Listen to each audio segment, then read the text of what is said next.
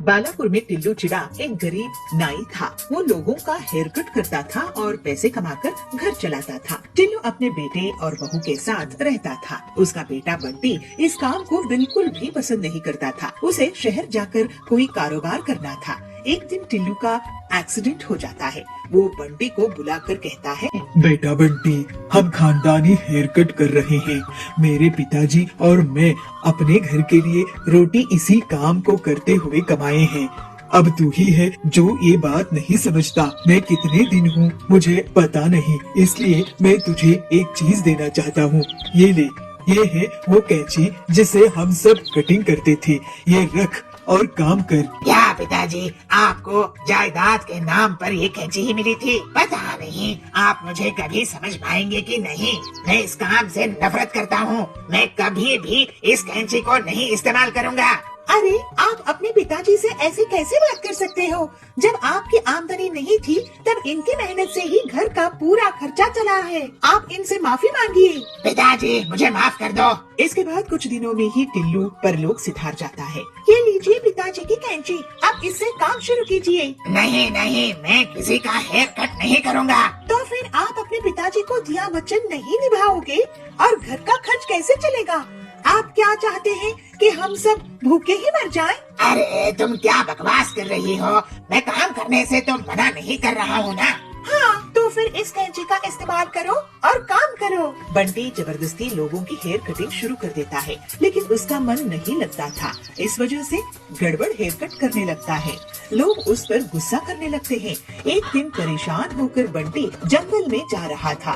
तभी उसको साधु दिखते हैं। वो बहुत भूखे होते हैं।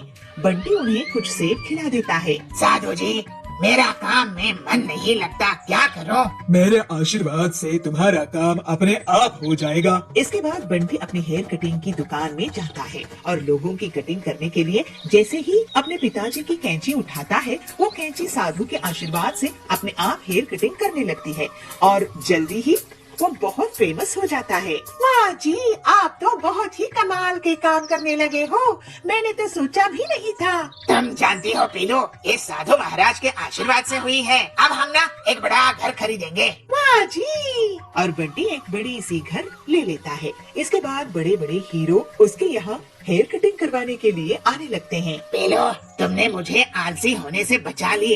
अगर तुम नहीं होती तो मैं अपने पुरखों का हेयर कटिंग का काम नहीं करता। तुम्हारे कारण ही मैं इतनी तरक्की कर पाया हूँ। बड़ों का कहना मानना चाहिए जी, आपने भी वही किया। इस तरह से पीलू और बंटी खुशी खुशी रहने लगे। गोवापुर गांव के जंगल में पीलू अपने पति बबलू के साथ रहती थी। दोनों पति पत्नी हनुमान जी के भक्ति करते थे। पीलू हर दिन हनुमान जी को बूंदी का भोग लगाती थी और बबलू उन्हीं के नाम का दिन भर जाप करता रहता था। पीलू, मेरा सपना है कि हम लोग भी कभी हनुमान जी के नाम से गरीबों को खाना खिलाएं। जी, आपके ख्याल तो बहुत अच्छे हैं। जय हनुमान जी की। जब मर्जी होगी तब वो हमारे से ऐसा इंतजाम करा देंगे। हमें तो बस उनका नाम जपते रहना है जिससे ऐसा दिन जल्दी आए। बबलू लकड़ी के फर्नीचर बनाता था और छोटे मोटे रिपेयरिंग का काम भी करता था। पीलू घर संभालती थी। एक दिन, बबलू, तुम बहुत मजबूत फर्नीचर बनाते हो जो देखने में भी अच्छे होते हैं, लेकिन सुना है तुम्हारी कमाई ज्यादा नहीं होती है, तो क्या सोचे हो आगे के लिए? अरे भाई, कमाई करने की बहुत कोशिश करता हूँ, लेकिन आपको तो पता है कोई भी अकेला काम करेगा तो उसकी कमाई कम ही होगी। मेरी कोई फैक्ट्री तो है नहीं ना। हाँ हाँ, आखिर अमीर लोग ही फैक्ट्री का सपना देख सकते हैं। हम गरीब लोगों के पास हमारे और परिवार के अलावा कोई नहीं होता है। तो कड़क सेठ कहते हैं, बबलू, मेरा ऑर्डर पूरा कर दिया क्या? जी कड़क सेठ जी, मैं आपका ऑर्डर पूरा कर दिया हूँ। ये लीजिए आपके फर्नीचर। ठीक है, बिल भिजवा देना और इसके पैसे अगले महीने ले लेना। लेकिन सेठ जी, आपने तो मुझे एडवांस भी नहीं दिए हैं। ऐसे कैसे मैं इतने दिन बिना पेमेंट के रुक सकता हूँ? अरे मैं कोई भाग नहीं जा रहा हूँ, सेठ हूँ, दे दूंगा पैसे। रात में बबलू घर आता है। बबलू जी, क्या हुआ? आज आप उदास लग रहे हैं। आज कड़क सेठ से पैसे मिलने वाले थे पीलू, लेकिन उसमें पेमेंट नहीं किया। अभी मेरे पास पैसे खत्म हो गए हैं। अगर ऐसा ही चलता रहा तो कहाँ से मुनाफा होगा, क्योंकि ग्राहक लोग टाइम पर पेमेंट ही नहीं देते हैं। उनके घर के लिए फर्नीचर बनाता हूँ, अपने घर के लिए नहीं। हनुमान जी के लिए सेवा करनी है, लेकिन ऐसा कुछ नहीं कर पा रहा हूँ। कोई बात नहीं जी, हनुमान जी सब देख रहे हैं। आपकी मेहनत कभी बेकार नहीं जाने देंगे। पीलू, तुम्हारे जैसी पत्नी मिलना मुश्किल है। हनुमान जी की बहुत दया है हम पर। चलो उनकी शाम की आरती करते हैं। जय हनुमान जी।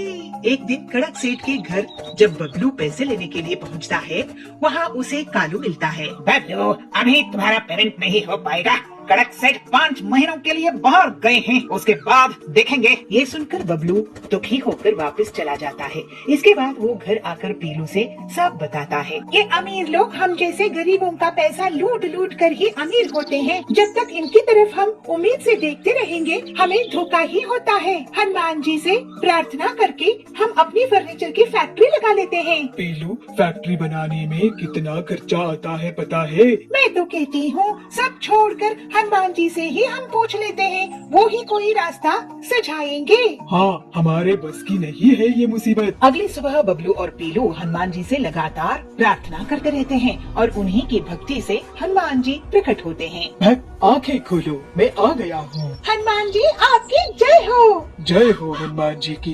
प्रभु, आपने हमारी प्रार्थना स्वीकार कर ली। आप बहुत दयालु हैं। अब हम पर कृपा करिए प्रभु, हमें रास्ता दिखाइए। मैं तुम्हें बांस से नाव बनाना सिखा सकता हूँ। तुम्हें लकड़ी का काम तो आता ही है। बांस की नाव तुम गरीबों को बेच सकोगे, साथ ही उस पर मोटर लगा दोगे तो बांस का मोटर नाव बन जाएगा।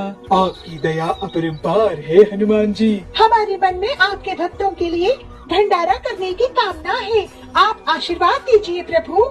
सब अच्छा होगा पीलू। फिर हनुमान जी बबलू को जंगल भेजकर बांस बनवा लेते हैं। बबलू बांस काट कर लाता है और हनुमान जी के कहे अनुसार उन बांस को आकार देने लगता है। फिर वो और पीलू अलग अलग साइज के टुकड़ों को जोड़ते हैं और जल्द ही एक बांस का नाव तैयार कर लेते हैं। हनुमान जी, आपकी दया से ये बांस की नाव बनकर तैयार हो गई है। ये आपकी दया के कारण ही बन पाई है प्रभु। अब तुम लोग इसका व्यापार करो। जय श्री राम। फिर हनुमान जी वहाँ से अंतर्ध्यान हो जाते हैं। हनुमान जी ने जैसा कहा वैसा ही करते हैं। बांस की नाव को गरीबों को बेचते हैं और मोटर बांस की नाव बनाकर भी बेचते हैं। सही कह रही हो पीलू, अब मैं ऐसा ही करता हूँ। बबलू की बांस के नाव को देखने के लिए पूरे जंगल के लोग आते हैं। वाह वाह, ऐसा बांस की नाव तो मैंने कभी नहीं देखा। बबलू, तुम बहुत ही होनहार निकले। ऐसा करो, मेरा ऑर्डर लिख लो, मैं तो इन्हें एक्सपोर्ट करूँगा। वाह, बांस की नाव कोई इसे बना भी सकता है, ये मैं सोच भी नहीं सकती। मुझे 3 बांस की नाव बना कर देना बबलू। सब हनुमान जी की कृपा है। और ऐसे ही बबलू बहुत मेहनत करके लोगों के लिए उनकी बांस की नाव तैयार करने लगता है और बहुत मुनाफा कमाता है। बबलू जी, अब तो हमारी पूरी जिंदगी ही बदल गई है। चलिए अब हम हनुमान जी का गरीबों के लिए भंडारा करते हैं। जय हनुमान जी। हाँ पीलू, अब देरी नहीं करते। जय हनुमान जी। और फिर इस तरह से बबलू और पीलू अपनी मेहनत से बहुत पैसे कमाने लगते हैं और दोनों हनुमान जी की भक्ति करते हुए खुशी खुशी रहने लगते हैं। एक गांव की नदी के किनारे जाबाज रहता था। जाबाज का बेटा बबलू और बहू बबली की सड़क हादसे में मृत्यु हो गई थी। इस वजह से उनकी बेटी पीलू को जाबाज बहुत प्यार से पालता पोसता था। जाबाज नदी से मछलियाँ पकड़ कर लाता था, उन्हें बाजार में बेचता था और उन पैसों से वो पीलू की पढ़ाई का खर्चा और घर का खर्चा चलाता था। पीलू अब बड़ी हो गई तो जाबाज उसे बोला, पीलू, तू अब बड़ी हो गई है और मैं बूढ़ा हो चुका हूँ। मैं तुझे मछलियाँ पकड़ना सिखा देता हूँ। पता नहीं कब तक मैं इस दुनिया में हूँ। कम से कम तुझे तेरे पैरों में तो खड़ा कर दूँ, उसके बाद तेरी शादी करवा दूँ, बस। दादाजी, आप मेरी चिंता मत कीजिए, मैं पढ़ लिख कर कुछ न कुछ काम कर ही लूंगी। लेकिन जल्दी ही जाबाज की तबीयत खराब हो जाती है और वो बिस्तर में पड़ जाता है। मैं मछली पकड़ने का काम करूंगी दादाजी। बेटी, मछली पकड़ना इतना आसान नहीं है। लेकिन पीलू फिर भी मछली पकड़ने के लिए नदी में जाती है, मगर उस दिन उसे मछली नहीं मिलती है। पीलू इसके बाद मजदूरी का काम करने का कोशिश करती है,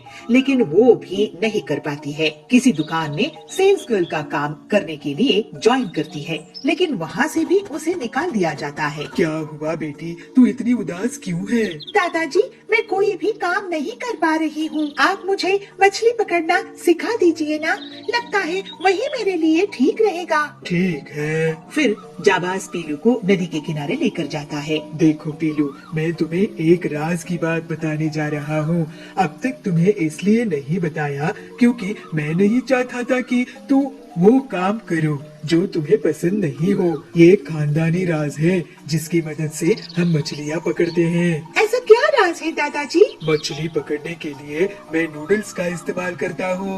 फिर जाबाज पीलू को नूडल्स से मछली पकड़ना सिखाता है। इस तरह से थोड़ी सी प्रैक्टिस के बाद पीलू मछली पकड़ने लगती है।